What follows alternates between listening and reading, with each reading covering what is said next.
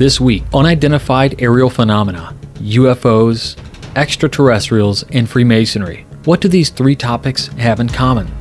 Has the recent hoopla about UAPs got you thinking about what would happen if disclosure occurred? Then we talk about the most recent holiday, Father's Day, which also coincided with the Summer Solstice, the longest day of the year. What are the origins of the Summer Solstice? What other holidays are similar? And how does it tie back to Freemasonry? All this and more. Stay tuned. Welcome back to Whence Came You, a Masonic podcast featuring research papers and discussions related to Freemasonry. Here's your host, Brother Robert Johnson. Welcome back to the show. This is episode number 501. As usual, I need to start off the show by thanking our supporters, our fellow contributors, producers, and of course, our legacy partners. We cannot do this show without you, and if you want to know more about how you can help support the WCY podcast in producing another 500 episodes, go to wcypodcast.com, click on support the show, and see how you can assist. We have monthly contribution levels, we've got one-time contribution options, all of that good stuff there, and the details are there for you to check out. If you'd like some other ways to support the show, check out our website, go to the shop, and you will see some various items that we're selling that all go back to the production costs and help us out with the show. As far as upcoming scheduled talks, I just did one this week for the North Carolina Research Society on the Legend of Adam's Grave, something I premiered at the Boston Masonicon 2021-ish, right? So that is a really popular presentation right now. I'm getting a lot of people asking about me doing that one. And the next one that you might be able to catch me on actually is July 12th. I'll be doing the Masonic Pub Crawl, Freemasonry in America and its Colonial Tavern Beginnings. I'll be doing that for Olive Branch Lodge number 114, good friend of mine, Brother Kevin Homan, and his lodge. Really excited about sharing some fellowship with them. In the news, I want to say thank you once more for all of the love for the people that were posting about a 500th episode. That was so cool to read all of that. It made my heart swell so big, it exploded. I really do appreciate everybody and all of the love for the podcast, and I just want to say thank you guys so much. Truly humbled by the commentary that was out there, and again, I really appreciate it. This is a labor of love, and I'm just glad you guys enjoy. Something that I'm in the works of putting together is a little play that we're going to do. It is a live read, and it will be dramatized. So if you've ever watched like maybe one of your favorite shows do something during the COVID pandemic, like a live table read with the cast, right? And you're watching them on Zoom read their parts dramatically, we're going to do this. What's the play though? Well, I've assembled a wonderful cast of people and characters to play the various parts in a play written quite a long time ago, or compiled a long time ago, by Manly P. Hall. It was called The Initiation of Plato. Now, I've reached out to the Philosophical Research Society for their blessing to do this, and not only did they say, go for it, they are very excited about Hall's work coming, quote-unquote, to life. So look for more news on that and where you'll be able to watch that live read, which will be, again, dramatized. We've got an all-star cast of folks who are going to be doing some great readings, and it's going to be a lot of fun. I mentioned on the last episode that we're going to be working with Brother Alex Powers to come up with some ideas about what happened with this Fraternity of Osiris in the Kansas City area. And then speaking of Kansas, if you head on over to this website we put up called MasonicConferences.com, you can check out the dates and the different conferences that are happening. But yeah, Masonicon Kansas next year. It's going to be epic. So stay tuned. Check out that website if you want to know where there's going to be a Masonic Con around you. That is where there'll be information updated all the time. The first article I wanted to read for you this week is from the independent journal, Science News, and they published an article called 50 Years Ago, UFO Sightings in the United States Went Bust. Now, of course, there's all kinds of amazing coverage today about ufology and the like, and really, there's a lot to this, right? It is a definite phenomenon today. But why am I reading this? Well, it has an interesting intercept with something that Darren Lainers wrote recently. But before we get to that, let's check out this news. 50 years ago, UFO sightings in the United States went bust. An excerpt from the June 26, 1971 issue of Science News. What happened to UFOs? June 26, 1971. Since 1968, the number of UFO sightings has dropped off, along with public interest in them. The scientific debunking of the UFO phenomenon and the subsequent, though not necessarily connected, decline in sightings presented an interesting behavioral pattern. UFO reports usually run in 5-year cycles, and 1972 should be the start of another cycle. Update. Reports of unidentified flying objects have had their ups and downs.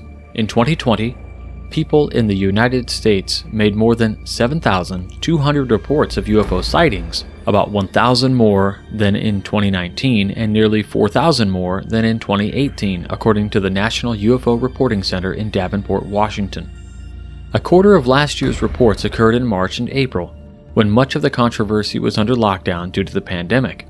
Many of these UFOs turned out to be drones or satellites. In late April, the Pentagon officially released naval footage of unidentified aerial phenomena that had been shared online, which may have primed some people to seek UFOs in their own backyard. And this was just posted by Lillian Steenblick Huang on June 21st, 2021. I'll provide a link back to this short blurb here from the website.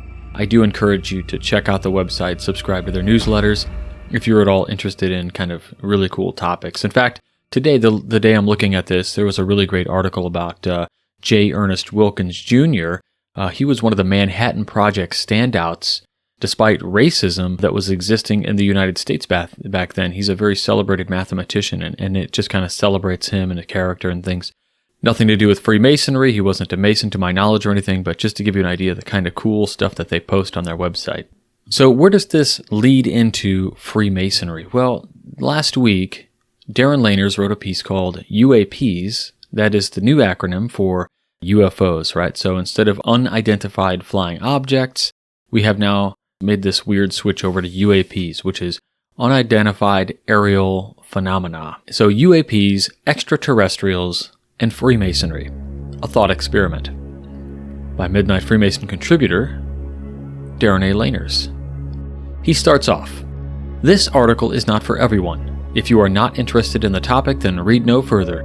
The purpose of this article is to make you think about how Freemasonry is impacted or could be impacted by the recent acknowledgement of the United States government that UAPs are a real phenomenon, or the possibility of an announcement that extraterrestrial life is visiting Earth. There are no right or wrong answers to the questions I'm asking. These are my own thoughts and opinions, and they do not reflect any official doctrine or opinion of the Grand Lodge of Illinois or any other Masonic body that I am affiliated with. Also, if you came here via Google search looking for a conspiracy about Freemasons being shape-shifting reptilians, how we are hiding the knowledge of UAPs, extraterrestrials, or any other conspiracy Freemasonry is accused of, I am afraid you will not find anything of the sort in the below article. UAPs, or unidentified aerial phenomenon, commonly known as UFOs or unidentified flying objects, have been in the news recently, culminating in a 60-minute segment where the two naval aviators that encountered the white tic-tac looking object while on maneuvers off the coast of San Diego went on camera to discuss the encounter. The incident, better known as the Nimitz incident, occurred in 2004. Subsequently, forward-looking infrared camera footage, radar data, and other corroborating data has been declassified regarding military encounters with these strange craft in both the Pacific and Atlantic Oceans. While many that study the phenomenon believe that disclosure by our government regarding the existence of extraterrestrial life is right around the corner, a report that is due to be released and presented by Congress by the Unidentified Aerial Phenomena Task Force seems to only confirm that we know that what we are encountering is not a top-secret American military project. Otherwise, we do not know what they are. According to the former head of the Pentagon Advanced Aerospace Threat Identification Program, AATIP or ATIP, Lou Elizondo, he says these craft exhibit 5 key observable characteristics. 1. Anti-gravity lift. They are able to hover in one place or travel with no visible means of propulsion. They also have no visible flight surfaces, like wings. They are able to stay aloft without the apparent need to refuel. 2. Sudden and instantaneous acceleration. The objects accelerate or change direction so quickly that no human pilot could survive the G-force associated with the movements.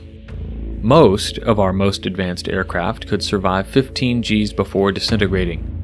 The UAPs and the Nimitz incidents was observed making erratic turns. One of the pilots involved in the incident, Commander Dave Fravor, has stated that its side-to-side movements remind him of a ping-pong ball, and tracked by radar operators on the USS Princeton, which was part of the Nimitz task force at speeds of 3,600 miles per hour. That's 60 miles per minute. As a frame of reference, that is over twice the maximum speed of the FA-18 Super Hornet jet that Commander Fravor was flying. 3. Hypersonic velocities without signatures. These objects do not cause sonic booms or leave any vapor trails, even though they are able to travel at incredible speeds. 4. Low observability or cloaking. Observation of the craft is difficult either visually through radar or other means. One of the Navy pilots who was involved in an encounter off the East Coast in the summer of 2014 stated that he could not see the object through his helmet camera even though his radar told him it was there, and he was able to lock onto the object. 5. Transmedium travel. These objects have been observed traveling through different mediums like space, the atmosphere, underwater, sometimes all three during one encounter. Obviously, this causes a lot of concern from a national security standpoint. If there's a foreign adversary with this technology, then it stands to reason that the United States military is behind the proverbial 8-ball when it comes to a potential confrontation because, by all accounts, the UAPs can outperform our top-of-the-line aircraft. For the sake of argument, let us assume that UAPs are not from a foreign adversary. From all accounts, based upon some of the documents that were released by the Kremlin at the end of the Cold War, we know that the Russians have been encountering these craft as well. We also know that our allies have also encountered them, so it stands to reason that this is a worldwide phenomenon. If these objects are not man-made, then who made them and what are they? There are quite a few theories about where these craft come from, assuming that they are not man-made. Some think that in the future, humanity discovers time travel and that these are time machines coming from the future to visit the past. Others hypothesize that these are from another dimension or space between dimensions. There is another belief that these objects are piloted by the fallen angels and demons or jinn, which are referenced in many of the world's religions and volumes of sacred law. There are some that believe that these are part of a breakaway civilization that originated on Earth. The most common belief is that the craft are extraterrestrial. One of the landmarks of Freemasonry is the belief in a supreme being. As we all know, there is no quote-unquote Masonic God.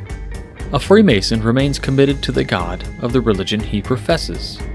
We meet with a common respect for the idea of a supreme being, but that the definition of that being is part of each individual's religious belief. And we do not attempt to join religions together as a part of Freemasonry. Instead, we use the term Great or Supreme Architect of the universe to recognize the concept of God in a non-denominational way. As part of this thought exercise, let us assume that there is an acknowledgement by the United States government sometime in the not-too-distant future that what is being observed is not of this earth. Would the acknowledgement or discovery of extraterrestrial life impact Freemasonry? Many religions already have accepted the idea of life not just existing on Earth. If the Great Architect allowed life to blossom on our planet, then it stands to reason that given the enormity of the universe, the Great Architect would be capable of allowing it to do so throughout the universe. I do not see how Freemasonry is impacted by the discovery or acknowledgement of extraterrestrial life. For the sake of the thought experiment, let me take this a step further.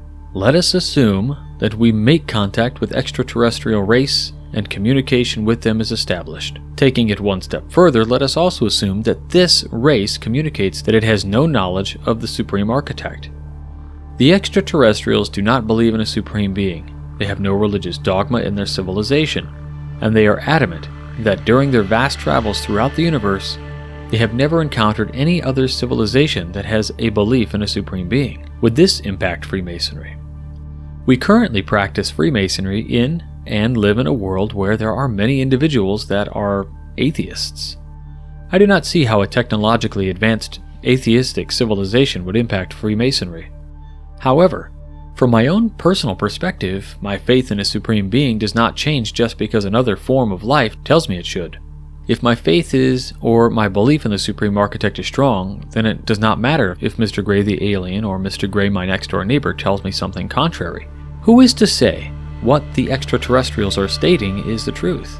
Just because an extraterrestrial race is technologically superior does not mean that they are ethically or morally superior. It could also mean that for some reason the Great Architect has decided not to make itself known to them. As we finish our thought experiment, let us assume that this extraterrestrial race that has made contact with us does believe in a supreme being, religious dogma, and they have a volume of sacred law. However, their religion is completely foreign to humanity.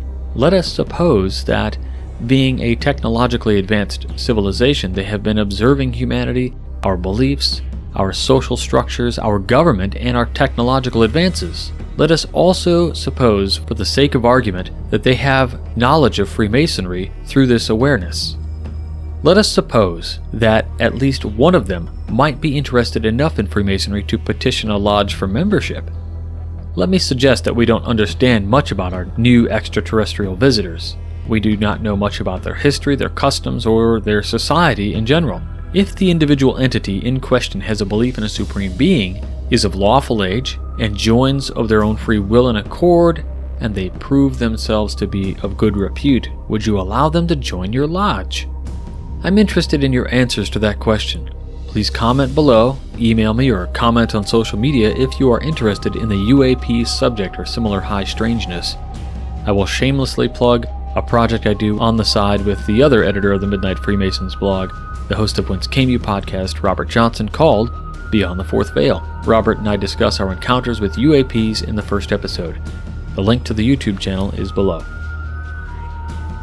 So, aside from the shameless plug there, I'm curious, what are your thoughts about the thought experiment? If we make contact, we intermingle, and we're at a point where maybe they live here with us. There have been a lot of movies that have been really interesting about, integration of different forms of life form into the human societies that we live in. I'm reminded of movies about robots and AI. And I don't know if you guys are old enough to remember a show that used to be on television called Alienation, where there was actual integration of aliens living amongst humans. The aliens would get drunk by drinking milk. It was pretty interesting. But the show really targeted this idea of inequality and social justice. And it was really interesting to see what most would probably easily see ideas of the struggles of humanity and race disparity and things, but this was with an alien race, which was really pretty powerful for its time in the 1980s, over 30 years ago, almost 40 years ago, geez Louise. So yeah, that's your first question for this week's Craftsman Plus is going to be, assume aliens have been living among us for, let's say, 20 years. You got a petition from an alien to join the Masonic fraternity. Would you let him in? Would we let him in? Does it violate landmarks? I'm curious on any of your thought process there. On first thought, I'd say, yeah, why not? Maybe they're an amazing ritualist. But in any case, look forward to reading your replies. Feel free to leave those same replies in the blog article. I'll, of course, post a link back to that as well in the show notes. Thanks to Brother Darren Laners for his continued efforts and making us think a little bit. All right. Right now, we just passed. It was Father's Day, so happy belated Father's Day to all of us dads out there and anybody else who celebrates. Recently, BBC published an article on the Summer Solstice, right? Father's Day ended up being on the longest day of the year. This year, the Summer Solstice. And the Summer Solstice has begun to garner such attention worldwide. In fact, many people travel from around the world to go to Stonehenge to celebrate the solstice. The summer solstice, hundreds attend Stonehenge despite advice, is the title of a short article published, just a blurb here, on the BBC News. And it says, as a result, the English Heritage pulled a live feed of the sunrise at the Neolithic monument at Wiltshire at 4:52 BST due to safety concerns. People were seen climbing over a low fence to access the stones. Wiltshire police said that the event was peaceful, but added the number of people at nearby Abbury had caused issues. More than 200,000 people from around the world tuned in to a live stream for the solstice, but ended up watching a pre-recorded footage of the stones until the feed returned at around 5 BST, showing largely cloudy skies. Video from the scene showed about 100 people inside the stone circle and banner reading, "Standing for Stonehenge." The English Heritage had been preparing to welcome visitors in person until the government delayed the easing of COVID restrictions in July. It said that it was a difficult decision to cancel the planned celebration that were made following discussions with Wiltshire Council and the Wiltshire Police. But what is the summer solstice? Well, it's the longest day of the year with the most hours of sunlight. The word solstice comes from the fact that the sun appears to stand still, from the Latin words sol or sun and sistere, to stand still. The summer solstice always occurs between the 20th and 22nd June in the northern hemisphere, and during a leap year it always falls on the 20th. This is because the calendar year does not match exactly the time it takes the Earth to orbit the sun. The calendar is approximately a quarter of a day short, which is why we have leap years to bring the calendar back in line with the Earth's orbit. While the summer solstice is the day that has the most hours of sunlight, it can signal warmer weather is on the horizon because the UK's weather typically becomes hotter during July and August. So there was this celebration that was planned, and it was kind of like overrun by folks who rushed the joint, although largely in peace. But the solstice in Freemasonry is really interesting because, it's supposed to be this midpoint between the two pillars. The summer solstice is one of the two pillars right on either side. The other is the winter solstice, and in the middle is like that kind of individual equilibrium point between the two. And I thought it would be cool to read a little bit about the summer solstice that just happened. So this is coming from the philosophicalsociety.org. Again, a link back to the article will of course be there for you. And this is by Pictoswitch, is the person who wrote it. And this was published back in July 2018. The summer solstice, which is also commonly known as midsummer, takes place when one of the Earth's poles reaches maximum tilt toward the sun. In the northern hemisphere, this occurs when the sun enters Cancer somewhere around June 21st. In the southern hemisphere, it occurs when the sun enters Capricorn somewhere around December 21st. As a result of this tilt, the summer solstice is the longest day of the year. Human beings have been marking the summer solstice for a very, very long time. In Wiltshire, England, from the vantage point of the middle of this stone circle at the famous Bronze Age site of Stonehenge, the sun rises directly over the heelstone. At Fajada Butte in Chaco Canyon, New Mexico, a dagger of light appears to pierce the heart of a petroglyph spiral, the Greek Antikythera mechanism, which, depending on which set of scientists you ask, has been dated anywhere from 250 to 60 BCE, is a marvelous piece of engineering that was used to track, among other dates, the summer solstice and the start of the Olympic Games. Today, Druids celebrate the summer solstice with a festival of Albenhafen, which means the light of the shore. For them, the seashore is a place between the worlds, where the sky, sea, and earth meet. They view the summer solstice as an expression of that liminality, because while the sun god is at his strongest, his strength is also declining, and the days will grow shorter. Ancient Druids gathered mistletoe from the oak groves at high noon on summer solstice. Mistletoe does not have berries in the summer, and in that form it was prized for its powers of protection.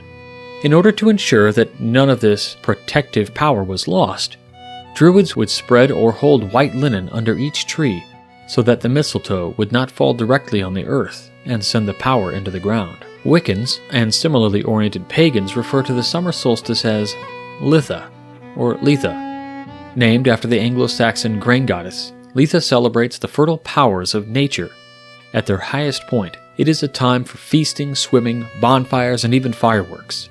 As the summer solstice represents the marriage of heaven and earth, it is also a popular time for pagan weddings, complete with couples jumping the fire to cement their vows. One ancient tradition that is being revived in some areas is the ritual of driving livestock through the dying embers of the midsummer fire, though with the safety precaution of actually having two smaller fires with a path between to lead the animals through. Among the metaphysically inclined, one common belief about the summer solstice is that it is one of those times of the year when the quote-unquote veil between the living human world and the other world becomes thinner. In particular, many stories of humans entering the world of the fairies or sightings of fairies in the human world occur at midsummer. Perhaps some of these stories or sightings of his own inspired William Shakespeare to write A Midsummer Night's Dream. The summer solstice is a traditional time to gather herbs for purpose of protection, both for homes and animals. Boughs of rowan can be hung over entrances or stables, barns, chicken coops, sheep and goat enclosures, etc., to protect the animals from disease or harm caused by evil magic. By the same token, a sprig of rowan hung over a pet's favorite spot would confer the same special protection. Rue is considered protective against disease and poison, though it is poisonous itself when ingested in sufficient quantities. In Italy, rue was considered such an important herb that jewelry makers would make silver replicas of it to act as protection against the evil eye. In England, rue was believed to confer protection against fairy enchantments. In one of the many attempts by the Church to eradicate pagan practices over the years, June 24th was designated as St. John's Day in the hopes that it would replace the summer solstice celebrations. This is how St. John's wort, another herb traditionally gathered at midsummer, came by its name. St. John's wort flowers around the summer solstice, and those flowers are cheerful, sunny, and yellow. In addition to making a lovely yellow dye, St. John's wort is also credited with the ability to bind spirits wherever it is hung. Vervain is another herb that is traditionally gathered at the summer solstice. Vervain is believed to have the power to purify and to banish evil and negativity. Lavender is also gathered at this time and used to make incense for summer solstice rites. Fern seeds, which are really spores still attached to the leaf and worn in the shoe, were once believed to make the wearer invisible. Today, the root of the male fern, with leaves intact, is dried over the summer solstice fire to create the lucky hand amulet. In the East Anglican tradition, the summer solstice is the seventh of the 8 festivals of the natural year, which are celebrations of what Nigel Pennick calls the stations of the year. These stations express the round of life, death, and rebirth that is such an integral part of the agricultural cycle. At the same time, they are also a way of exploring the metaphysical questions of life, death, and the path to spiritual enlightenment. In this tradition, the stations are as follows. Station 1's festival, none. It's a mystery. The event, death, rebirth. Agricultural cycle, plant produces seeds and dies. 2. The autumnal equinox. The event, calling or summoning. And the agricultural cycle, fruit ripens and harvest. 3. Samhain, October 31st, the awakening. Letting go and the seed is released. 4. Yule, enlightenment, rebirth of the spark of life in the seed. 5. The vernal equinox, reconciliation. Seed apparently dead comes back to life. 6. Beltane, May 1st. The mystic union. The plant grows in harmony with the environment. 7. Midsummer, sanctification. A flower opens and is fertilized. 8. Lammas, or August 1st, completion. The circle turns. Druids, Wiccans, and Celtic-centered pagans have a slightly different approach to observing the overarching cycle of the natural world. They refer to it as the Wheel of the Year and conceive of the cycles as follows. Festival, Samhain, which is October 31st, signals the ending and beginning of the year, remembering and contacting the honored dead. The agricultural cycle, the final harvest, livestock, who won't be overwintered or slaughtered. Winter solstice, Alban Arthan, or Artan. Death and rebirth. Death of the Holly King and rebirth of the Oak King. Longest night of the year. Imbolc, February 2nd, honoring the Mother Goddess. First faint signs of spring. Lambs are born in some climates. Spring equinox, Alban, Alir, Oster, celebrating the resurrection of the god. Light overpowering darkness, equal day and night. Flowers begin to appear, first seeds are planted. Beltane, May 1, celebrating the fertility of the land. Spring is in full bloom. Summer solstice, Alban Heffen, celebrating the union of heaven and earth, longest day of the year, Lugnasad, August 1st, giving thanks to the goddess, first harvest particularly of grain. Autumnal equinox, Alban Elfed Mabon, giving thanks to the goddess and preparing for the return of the dark. Equal day and equal night, second harvest particularly of fruit. Although the summer solstice occupies the 7th spot in the stations of the year and the 4th spot in the most common wheel of the year, its essential significance is the same in both calendars. The summer solstice is a time to celebrate the light when it's at its strongest, when exuberant growth is at its height. At the same time, we are reminded that the light will begin to wane thereafter, that we would do well to consider the nature of our spiritual harvest. Again, that comes from the philosophicalsociety.org, and I urge you to check that out. My Craftsman Plus question for you is, do you celebrate formally the summer solstice? Are you a practitioner of any faith or religion that celebrates these days? My understanding is that some of the religions that celebrate these days aren't recognized as religions that are okay for Freemasonry, but in other jurisdictions it's totally fine. So if you don't feel like saying that you believe in these things, that's also cool. I want to respect your privacy there. But I am interested in hearing about how you all might celebrate these different events.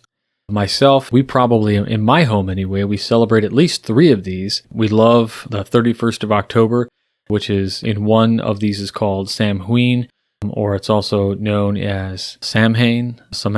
I think a lot of people celebrate that as Halloween, but do you make it special? The spring equinox, Alban Elir or Easter. This is that celebrating the resurrection, which coincides coincidentally with the Easter holiday. So there is some correlation there. But then I think a lot of us also start to celebrate the solstices, right? There are St. John the Evangelist and St. John the Baptist days, which take over those respective dates as appropriated by the Roman Church. And then, of course, I've even seen some justification saying that August date, that giving thanks to a goddess, might have some ties into the Thanksgiving holiday in November. But it's interesting, and I think if you are somebody who celebrates these days, I think it's awesome. Also, while celebrating the Christmas holiday, right, we also put together things for the Yule and celebrate the traditional Yule festival, the type of things. You know, we make a Yule log with candles, and we do all the stuff. We make a special drink that we share. It's really a good time for celebration. And I think I'm really looking forward to a lot of the celebrations that are going to be happening in 2021 that we really haven't been able to have in the recent year, right, because of COVID and the pandemic restrictions. But that's it for this week. I want to thank you all for coming with me on this adventure through the solstice and through the UAP phenomenon and asking questions about extraterrestrials and what would happen if an extraterrestrial tried to join your lot. So, one last time, I want to go ahead and thank our producers, fellows, contributors, and legacy partners.